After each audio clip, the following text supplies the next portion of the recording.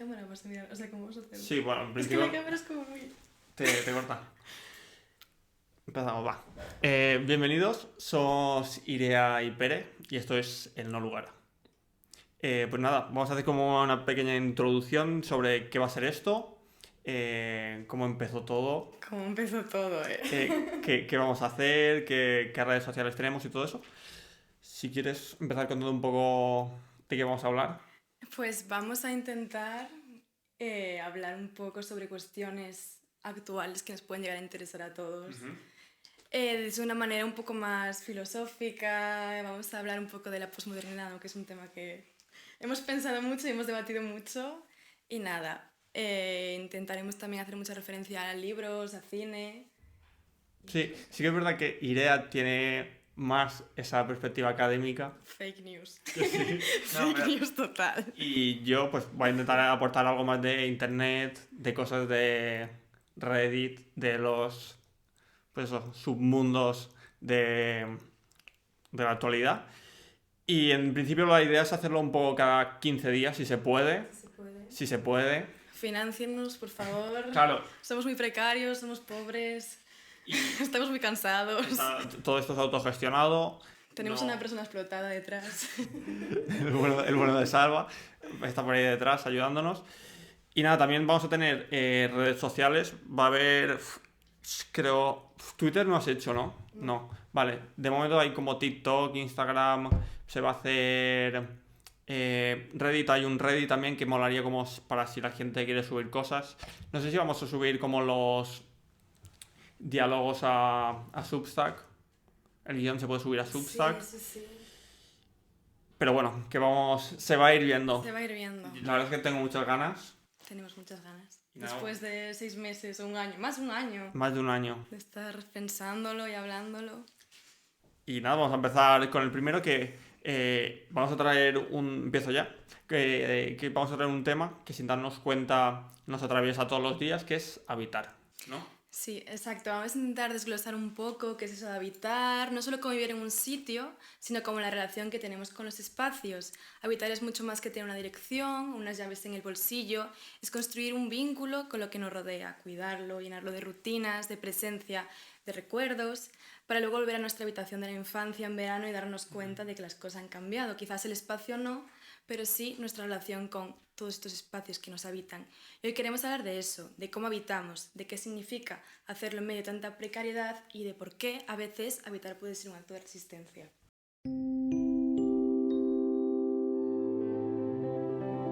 Bienvenidos al No Lugar, un espacio entre el pensamiento y la intemperie, con Irea Bolaño y Pere Fullano.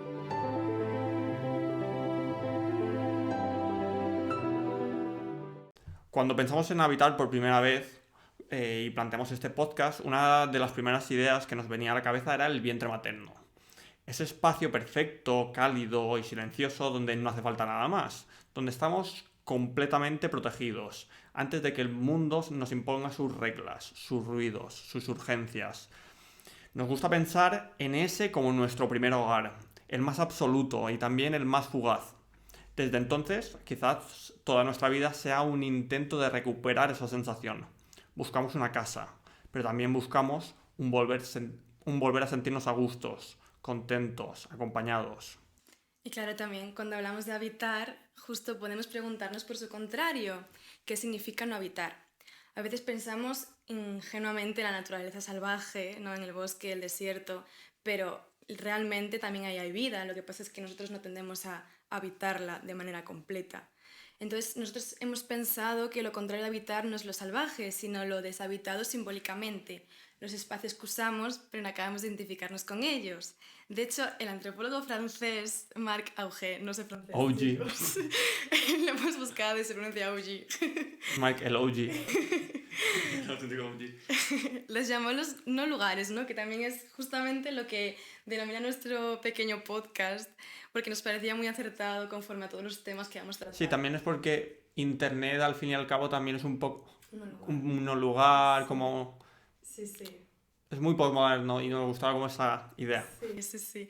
Entonces, para que os hagáis una idea, los no lugares son aeropuertos, pasillos de hospitales, cadenas de comida rápida, lugares sin identidad, sin historia, sin vínculos, espacios funcionales hechos para el tránsito.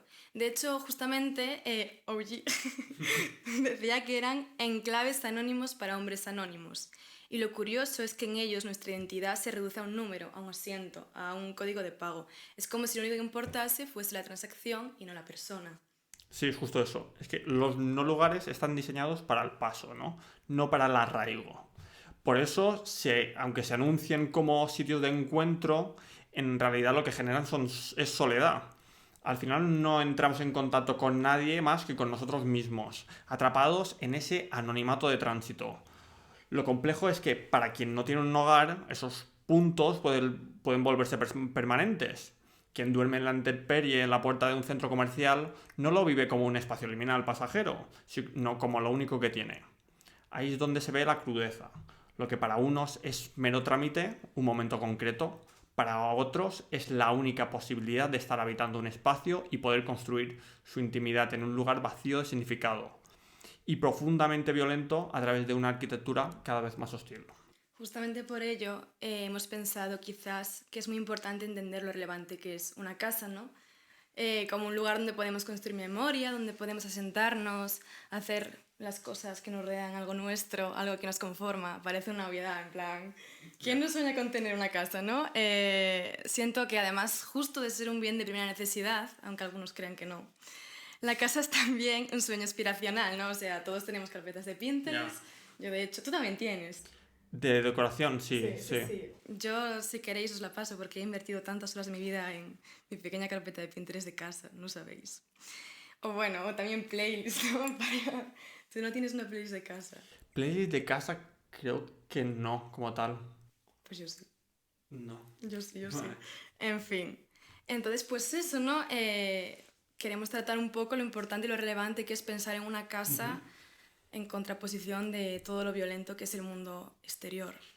Sí, queríamos hablar también un poco de eso, de cuántas personas realmente pueden permitirse una casa, ¿no? Porque, a ver, es un tema muy trillado, tampoco queríamos abordar como este tema desde una manera muy panfletaria, pero es que es necesario hablar de ello, ¿no? En España el alquiler ha subido un 78% en la última década, la media para comprar la casa es en 41 años. 41 años son un montón de tiempo. Nos queda un montón. Y los precios, solo el año pasado aquí en Madrid, han subido un 15%.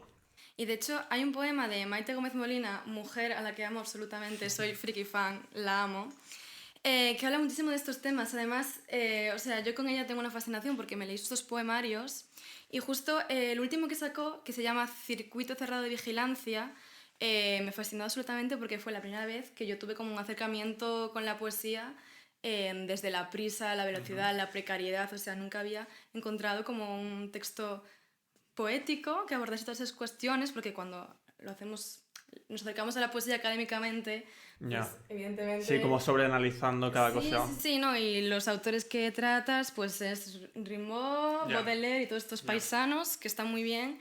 Pero bueno, cuando descubrí a Maite Gómez Molina, yo dije, mía, empecé a recomendar ese poemario a todo el mundo. De hecho, sí, os lo recomiendo a todos. De hecho, no está aquí porque lo presté y jamás fue devuelto. Así que suele pasar. Entonces, bueno, ella dice, tiene muchísimos poemas que hablan sobre toda esta cuestión de la precariedad de la vivienda, y justo uno de ellos que me gusta especialmente dice: en estas casas de madera simulada tenemos que vivir en condiciones precarias para el corazón o para el cuerpo, de poco sueldo o pocos amigos, que no se puede tener todo, ya lo sabíamos, pero tampoco hacía falta ensañarse. Me gusta, es bonito.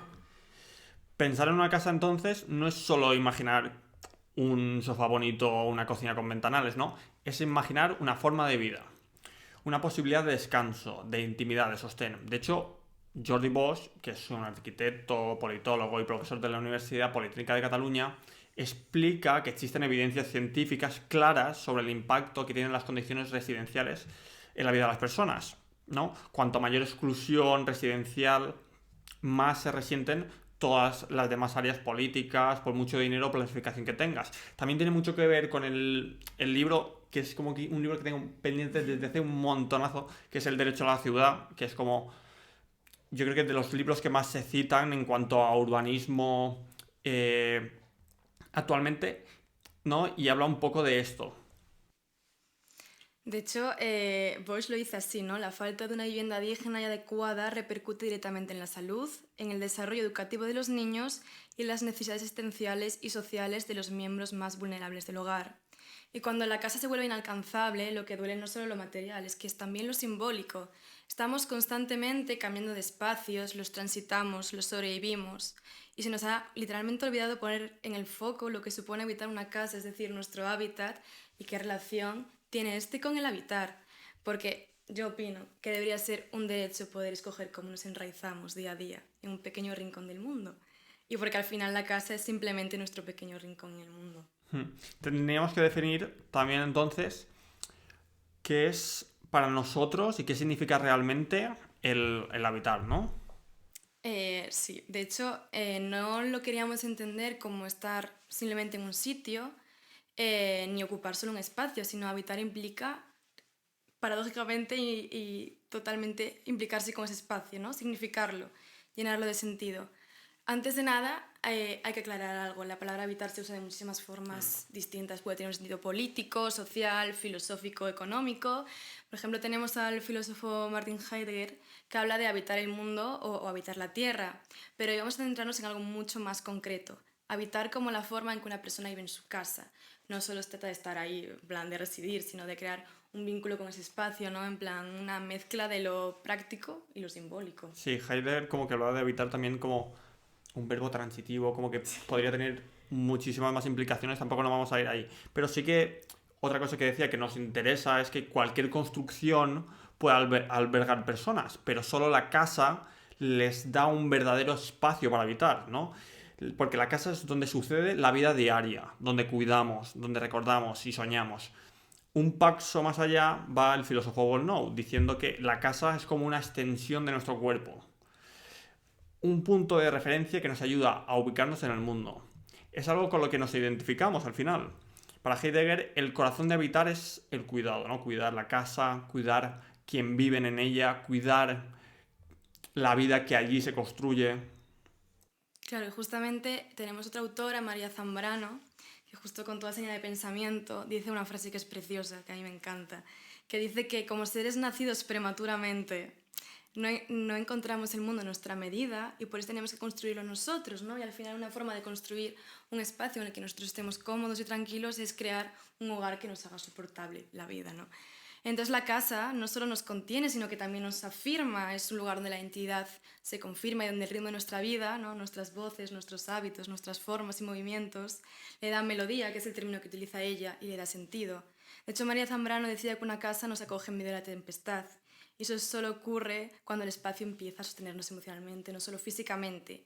Y hay algo súper bonito en esa idea, no sé cómo lo ves tú, pero a mí el hecho de que los espacios no sean solo lo que nosotros hacemos de ellos, sino que ellos también nos atraviesan, se insertan en nosotros. A mí me gusta mucho eso que he dicho al principio de nacidos prematuramente, que es como nunca se está realmente listo preparado para vivir. Que como, eso es como un poco lo que decía Kundera, que es vivir siempre es un boceto, pero un boceto de nada que va a haber después, ¿no?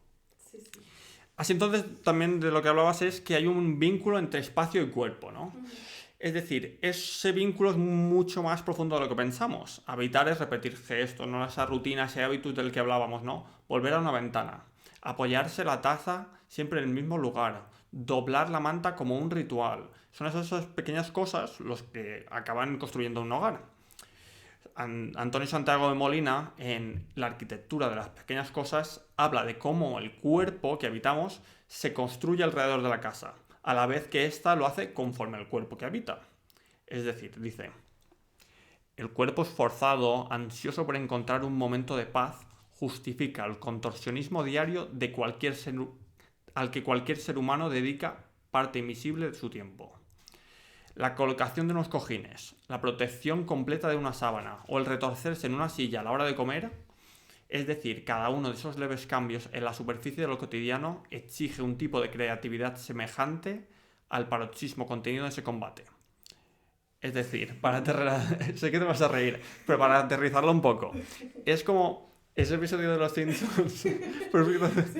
No, que justo Homer Eres válido.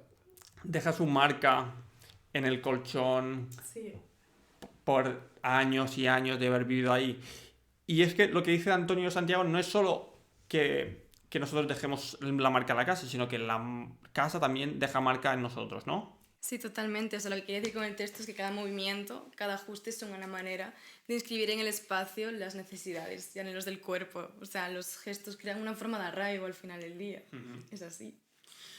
De hecho, también queríamos traer este libro de aquí, que es el de Junichiro Tanizaki, Elogio de la Sombra, que habla bastante de eso, y habla un poco de la cultura, de la arquitectura, de la decoración en Oriente, como enfrente a Occidente, en el que explica por qué en Asia, entre otras cosas, prefieren los utensilios desgastados a unos brillantes y lustrosos, ¿no? Habla de ese gusto oriental por lo usado, por los reflejos profundos frente al brillo superficial y gélido. Dice, al contrario que los occidentales se esfuerzan por eliminar radicalmente todo lo que sea suciedad, los extremos orientales lo conservan valiosamente y tal cual, para convertirla en un ingrediente de lo bello. Así, lo envejecido, lo que lleva consigo el paso del tiempo, no solo embellece, sino que apacigua y sosiega el ánimo, ¿no? Yo voy a utilizar esto como excusa para decirle a mi compañera de piso que voy a lavar y limpiar los cristales cada 15 días Ya. para que se deje el polvo y que así estamos... Voy a usar esto de excusa. Sí. Voy a llevar el texto y decirle, mira que dice este paisano... El sosiego, el polvo te sosiega el ánimo. Literalmente le voy a decir esto, Ya. beba, por favor. Necesitamos el elogio de la sombra, por favor. Además también, dejando ya aparte tonterías, si vamos a la etimología hogar es súper interesante porque viene de focus, ¿no? Focus entendido como fuego. O eso hemos buscado porque ninguno de los dos hemos hablado latín, ¿no? Yo no. Entonces, focus viene de ese lugar donde antes se cocinaba, se calentaba la casa, se reunía la gente. De hecho, es como muy paradigmático porque las casas típicas, por lo menos gallegas, bueno, spoiler, soy gallega, espero que se me haya notado con mi acento, las casas eran como, estaban todas construidas alrededor de la cocina de leña, todo el mundo se juntaba a celebrar fiestas en cocinas con mesas gigantes. Entonces era ese fuego, esa leña, esas chimeneas, el punto alrededor del cual giraba la vida. Sí, yo cuando lo has dicho también me recuerda mucho a mi niñez como con mi abuela y tal, que había la típica mesa camilla con... Bueno, antes ya no era ni eléctrica, que era súper peligroso porque se ponían el fuego, las cenizas Sí, ahí, sí. que podía arder en cualquier momento, pero era como toda la vida del hogar se hacía en torno al fuego. Total, total. Además era la manera de estar literalmente calientes en invierno, con lo cual sí. Y justo también habitar, que es otro concepto que hemos literalmente enunciado constantemente en el día de hoy, viene de habere, que significa tener de forma repetida, ¿no? Tener en el tiempo, El hábitus, sostener. un poco. Exacto, también, el hábitus. que es el hábito. Exacto. Por eso habitar está tan sumamente ligado a la costumbre. De hecho, una casa sola no existe así como así. Necesita a su alrededor tiempo, gente, historias, hitos, momentos. Y justo una autora que me gusta muchísimo, especialmente Marguerite Duras, Es muy bueno este texto. mujer increíble en toda sí. regla, la amo. La amo. En su libro de escribir, libro el cual te he recomendado activamente y pasivamente y Lo leeré. lo leerás, más te vale. prometo. Hace referencia a lo que supone tener una casa, ¿no? El símbolo de la casa previamente dicho. Y dice así. Cuando yo escribía en la casa, todo escribía. La escritura estaba en todas partes. Creo que esta casa ha servido para mucho. La casa me consolaba de todas mis penas de infancia. En cuanto la compré, enseguida supe que había hecho algo importante para mí y definitivo. Algo para mí sola y para mi hijo, por primera vez en mi vida. Y me ocupaba de ella, y la limpiaba. Me ocupé mucho. Es muy bonito. Me gusta este texto. Ella es muy buena. Es así. Vale, entonces, también... Habitar también es construir memoria y deseo, ¿no? Ese hábitus del que hablábamos se construye a través del día a día. El espacio guarda entonces una relación con la historia, pero también proyecta un anhelo. En ese sentido, una casa no solo contiene lo que fuimos, sino lo que soñamos por ser. Exacto. esa playlist, esa... Total, ese sueño aspiracional. Ese sueño aspiracional. Y absolutamente ficticio parece en el día de hoy, pero bueno, lo conseguiremos, chicos. De hecho, un señor llamado George Spiridaki, pido perdón, jamás supe pronunciar su nombre, dice en Mort Lucide, que es un poemario, dice así: mi casa es diáfana, pero no de vidrio. Es más bien de la misma naturaleza que el vapor, ¿no? Entonces entendemos el vapor como algo sumamente volátil, no estático, ¿no? Ese vapor podríamos ser nosotras, ¿no? Los cuerpos cambiantes que hacen de un espacio algo vivo. Y eso es lo que más me gusta, ¿no? Que las casas nos acompañan, incluso cuando ya no estamos en ellas, nos siguen habitando por dentro. Y como decía Rilke, están desparramadas dentro de nosotras. Al final el hogar también es un modo de resistir al olvido, una forma de decir, esto pasó, esto fui, esto me sostuvo, incluso si ya no hay a día de hoy 4 paredes a las que volver. Qué bonito. Así como puede entenderse como un anhelo, el hogar también, como hemos dicho, es una forma de entender el pasado. Un espacio que conecta con nuestra identidad, con los recuerdos y vivencias que nos constituyen. Vamos a hablar ahora también de este libro. Quería hablar de Las Tempestálidas, que es una pasada de Gospodinov, que se describen unos espacios que se llaman cronorrefugios. Esos cronorrefugios están diseñados para quienes han perdido la memoria y con ellos su sentido de pertenencia. Estos espacios se convierten en una reconstrucción del pasado, un refugio esencial para quienes se sienten desamparados porque han perdido su hogar en el tiempo. En este contexto, el hogar se redefine no solo como un espacio físico, sino como un entramado de memoria y experiencia que sostiene nuestra identidad. Quería leer también como una cita suya del libro, donde señala los elementos necesarios para edificar no solo el pasado, ¿no? Sino también aquello que define un hogar. Dice Gospodinov: vamos a necesitar cotidianidad, toneladas de cotidianidad, olores, sonidos, silencios, rostros de persona, en fin, las cosas que desencadenan los recuerdos. En este contexto, el hogar entonces no es únicamente un lugar físico, sino un espacio lleno de memoria, un puente entre nuestra identidad y las vivencias que nos constituyen. Es la acumulación de lo cotidiano lo que construye un hogar, lo que nos ancla y da sentido a nuestra existencia. Es el espacio donde las cosas cotidianas, aparentemente insignificantes, cobran una importancia fundamental al recordarnos quiénes somos y de dónde venimos. Claro, y justo siguiendo esta línea de pensamiento aparece la idea de la casa como espacio de ternura, ¿no? Que al final es lo que está articulando todo lo que estamos hablando. Al final, al ser la casa un lugar donde hay memoria, que es lo que hemos intentado explicar en este episodio, y donde depositamos recuerdos, cosas que nos constituyen y nos nombran, se convierte en un refugio, una forma de existir sin tener que defenderse, que bueno, es un poco lo que dice también María Zambrano, ¿no? Al ser lanzados al mundo, literal, pues tenemos un lugar donde por fin podemos ser. Y de hecho, Henry Bosco describe una imagen súper potente en la Redus, donde dice: la casa se estrechó contra mí como una loba y por momentos sentía su aroma descender maternalmente hasta mi corazón. Aquella noche fue verdaderamente mi madre. Solo la tuve a ella para guardarme y sostenerme. Estábamos solos. Además, rescatando a Santiago Molina, que es el arquitecto que hablamos antes, dice en La arquitectura de las pequeñas cosas que la casa nos permite, ante cada temblor del mundo, ante cada exiguo movimiento social, escuchar el rumor del tiempo como un auténtico sismógrafo. Entonces la casa se configura así como el espacio de ternura, pero también de fuerza, un refugio contraído, pero a la vez expandido al protegernos de lo ajeno. Esta nos ayuda a decir: seré un habitante del mundo a pesar del mundo. Que es una idea preciosa. Siempre a pesar del mundo. Es una idea preciosa. Del mismo modo que el ser humano depende de cierta condición esencial, cada persona está en el mundo gracias a las estancias. Es en ellas donde, vaciados de todo estímulo, de toda interacción con el otro, nos adentramos en una intimidad concéntrica donde podemos al final del día ser. Sí, es como esa manera de escapar de esa alienación constante del mundo. Y algo que también habla bastante de esto, que quería enseñar aquí, es el libro de la mala costumbre de Alana S. Portero. Ella habla del baño, ¿no? Dice: el baño seguía siendo mi reino privado. Esta declaración del personaje principal transforma un espacio cotidiano en un símbolo profundamente significativo. un refugio que va mucho más allá de lo físico.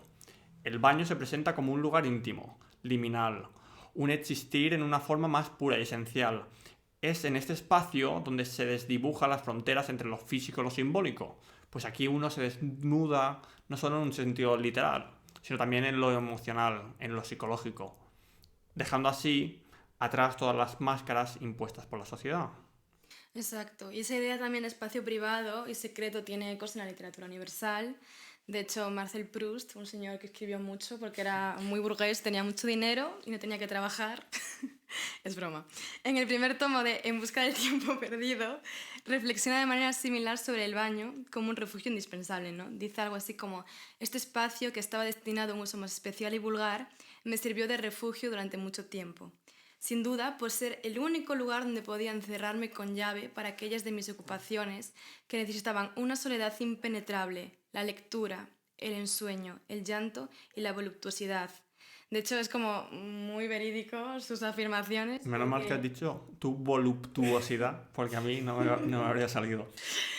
Sí, ¿qué puedo decir?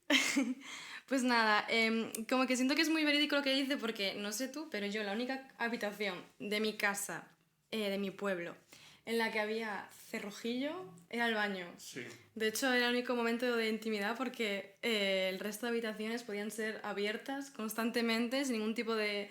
Sí, yo me acuerdo que es como una etapa como que marcó, yo creo, sobre todo la adolescencia de mi hermana, porque cuando pidió que se pusiera un cerrojo en el baño, como esa necesidad de un sitio Sí.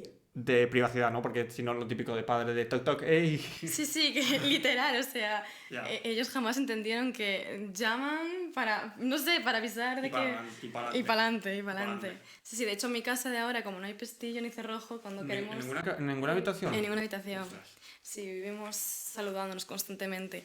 Ah, bueno, aquí tampoco, no hay. Amigues. Ya. Bueno, pues o sea, lo que hacemos nosotras es, cuando queremos intimidad y como decir realmente, hola, no me moleste, estoy en el baño, no quiero que entre nadie, Ya. cogemos una silla Ya. y la ponemos en la puerta, ¿sabes? Ya. La ponemos ahí toda encontronada y ya está. Bueno, está bien. Esto es válido. Es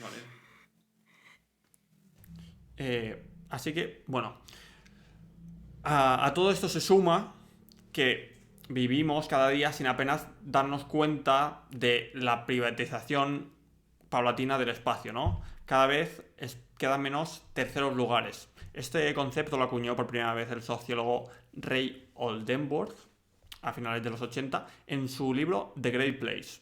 No, Oldenburg decía que para vivir una vida equilibrada y feliz necesitamos 3 ámbitos. Uno sería el hogar, segundo sería el trabajo y luego estarían los terceros lugares. Esos espacios son el núcleo de la vida pública informal, donde cultivamos la comunidad, la conversación, la sociabilidad.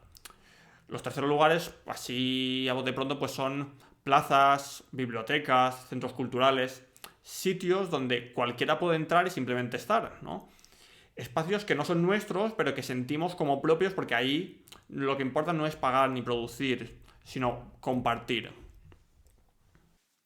Sí, de hecho, a día de hoy la mayoría de espacios comunes solo existen literalmente bajo la condición de la capacidad económica, ¿no? En Claro. plan, la ciudad está llenado de lugares de ocio privado donde solo puedes pagar o consumir para poder sentarte a charlar, que es un tema que hablo mucho con mis amigas de, genuinamente, si queremos quedar en esta ciudad del demonio de asfalto, es broma, amamos Madrid. Amamos Madrid, jamás dijimos nada contrariado a ella. No, pero está mal, está mal. No, sí, es increíble. Sobre todo el centro Sí, cada vez está peor. sí, es que solo puedes pagar para poder charlar con una persona, porque si no es imposible, entre que no hay bancos, pongan bancos, no hay árboles, pongan árboles, no hay nada. Entonces se va básicamente instalando la idea de que estar en un sitio es un privilegio que se compra. Sí, todo está bajo la capacidad económica, ¿no? Se llegan de lugares de ocio, pero todos están privatizados, donde literalmente hay que pagar por consumir, por poder sentarse a charlar, y ahí se va instalando la idea de que estar en un sitio es como un privilegio, ¿no? No hay...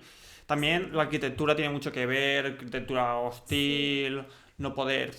Sí, es muy Los bancos interesante. cada vez son más incómodos. Y más están más alejados los unos de los otros. Claro. Es que yo solo veo, o sea, me parece muy representativo porque yo que soy de un pueblo muy chiquitín, o sea, veo como que genuinamente hay como bancos que están pegados unos a los otros y los ancianos y los abueletes se sientan ahí a conversar y están toda la tarde sin consumir nada, hablando. Y luego también en los bares, o sea, en mi pueblo tú puedes ir a un bar y no pedir nada. La gente ¿Ah, sí? te lo juro, ni te mira mal, ni te echa. Había también, pusieron, eso me parece como típicos bares que ahora pagas, en plan, pillas algo, una cerveza, y casi que como que te ponen un cronómetro, en plan, Sí, no. tienes como cierto tiempo, a cierto tiempo te puto piras porque no estás consumiendo. Escucha, el otro día quedé con una amiga y fuimos por Lavapiés y de repente veíamos que mesas de bar en las terrazas ponían reservadas. Ya. Estaban reservadas mesas de bar, que para mí es un concepto como delusional, en plan, ¿en qué momento Ya, es como reservas? muy En raro. plan, reservar mesa de restaurante, genial, aceptado. Pero reservar bar, no sé, loco. Loco. Entonces, estos datos, ¿no?, de los que hemos hablado, todos estos ejemplos, nos muestran que la soledad urbana no es solo un sentimiento, es un problema que nos atraviesan luego, ya sea en temas de salud, economía, social, ¿no? Y se resalta una vez esta urgencia para recuperar el espacio público como algo colectivo, no un privilegio. Porque habitar no es solo tener cuatro paredes, ¿no? También se habitan estos terceros espacios, lo común, en una plaza, una biblioteca, donde se construye comunidad, vamos. Y uno de los artistas que a mí más me gustan y que más bien reflejó toda esta soledad urbana es Edward Hopper. En sus obras se repite muchas veces una escena inquietante. Personajes que comparten espacios pero que no interactúan, que no tienen vínculo, están encerrados en ellos mismos, ausentes, como disociados, ¿no?, que decíamos nosotros, ¿no? Y eso es como particularmente notorio de la arquitectura americana. Al final Edward Hopper pasó gran parte de su vida en Nueva York y es como un ejemplo muy radical, ¿no? Todo está construido para ir en coche. Los espacios públicos convertidos en grandes carreteras, parkings, Es ¿no? que lo de Estados Unidos es muy fuerte. Ya, que no tengas lugares de encuentro, que no puedas ir andando a los sitios. O sea, yo recuerdo la época que tenía como 15 años que de repente me dio por ver influencers americanas con el punto de voy a practicar y aprender inglés. Y las chavalas iban en coche a todo. O sea, iban al gimnasio, los típicos vídeos de influencer de... Pero que hacen que en plan, las quedadas son en plan, vamos con el coche a pillar un takeaway y nos lo comemos en el coche, ¿sabes? Es que es terrorífico. Iban al súper en coche, al gimnasio en coche, quedaban en... O sea, ir en coche constantemente, jamás dieron un paso, tío. Sí, y justo esta falta de interacción muestra la resaca de un sueño americano que, en lugar de traer prosperidad compartida, ¿no?, que se prometió, condujo a una radical individualización de la sociedad. Y además se trata de una soledad particularmente cruel, aquella en la que estás rodeado de gente, porque Nueva York está llenísimo de gente, pero sin embargo te sientes inevitablemente solo, ¿no? En sus obras, además es muy interesante por si justo esto, que en sus obras incluso parece que estás de más, ¿no? Porque tienes siempre una perspectiva voyerística, ¿no?, observando a la gente en sus momentos más vulnerables. Hopper logra así convertir lo cotidiano en un espejo inquietante de lo que significa habitar la ciudad moderna. Un habitar despojado de comunidad, cargado de silencios y ausencias. Y justo quizás ese habitar al final, un acto de cuidado, de pertenencia, de ternura, una forma de decirnos, estoy aquí y este espacio también me sostiene. Ya. Es importante entender cómo tanto la vivienda como la colectividad de los espacios son requisitos indispensables para un desarrollo sano para todos nosotros.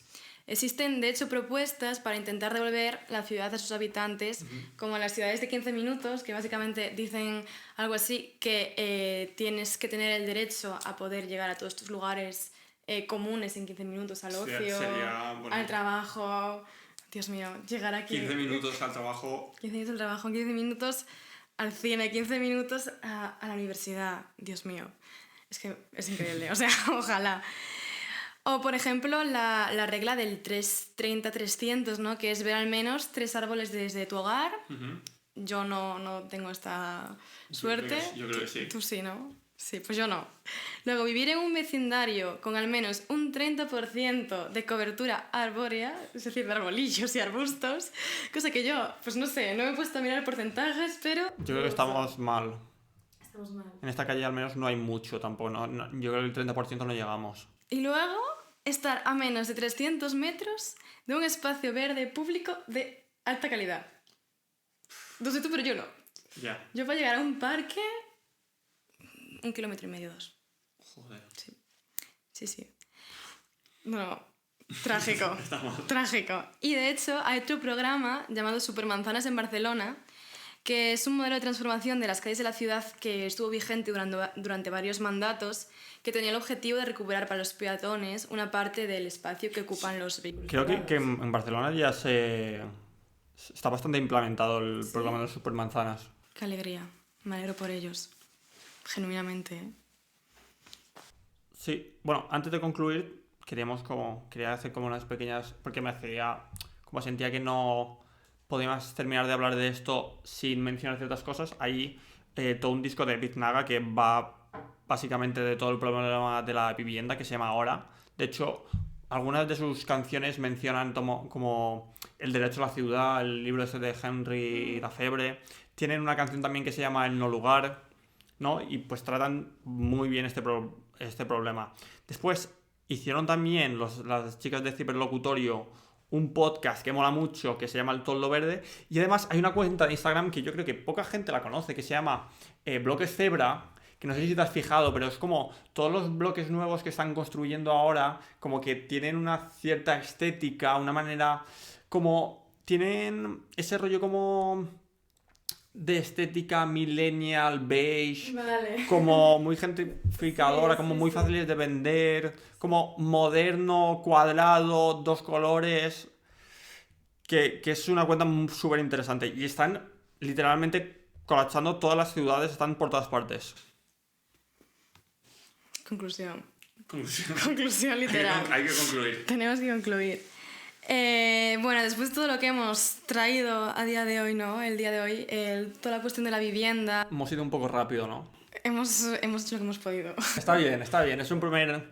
Es un acercamiento. Un primer acercamiento. Un pequeño Está bien. acercamiento. Pues bueno, tras intentar entender lo que supone tener un hogar, todo lo que la importancia de tener una casa, de intentar que los no lugares sean los menos posibles o estar en ellos lo menos posible, ¿no? Los terceros espacios, todas estas cuestiones relativas a la vivienda y al hogar, pues llegamos a la conclusión de que cuando una no tiene hogar, cuando una se ve desprovista de albergue, de asilo, de resguardo, sufre constantemente el ver cómo su identidad se diluye con mucha violencia.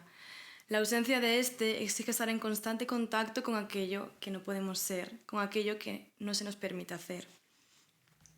Así, una casa es un lugar de ensoñación, de descanso, de calma, un oasis donde rescatarnos de la vorágine del mundo. En el silencio de la casa, entre las paredes, sean estas muchas o escasas, es donde podemos encontrar al fin un lugar donde vernos. Y creo que podemos afirmar con contundencia que tener un hogar parece hoy en día más un privilegio que un derecho fundamental. Y como bien has mencionado antes, las personas, es decir, cada una de nosotras, estamos en un mundo gracias a las estancias. Sin este anclaje, seremos seres dispersos, incapaces de narrarnos a nosotros mismos. Es en la casa donde construimos nuestras identidades, donde los rituales diarios, por más simple que parezcan, nos recuerdan quiénes somos y quiénes aspiramos a ser. ¿Y ya estamos? Clink, clink, clink, clink. Ha quedado bien. Joder, que a mí se me emociona, es bonito, me gusta. Ya está, queda divertido, ¿estás contenta? Estamos contentos. ¿Lo has hecho bien? ¿Te sientes realizada? Check. Checklist. Pues nada, ya nos vemos a la próxima. Chao. ¿Quieres despedirte? Adiós. ¿Quieres despedirte? No. Chao. Así como hacías con tu veis rojo. ¿Cómo así? No me acuerdo qué No decía. sé en eso se bebo, pero... Vale. Listo. Perfección.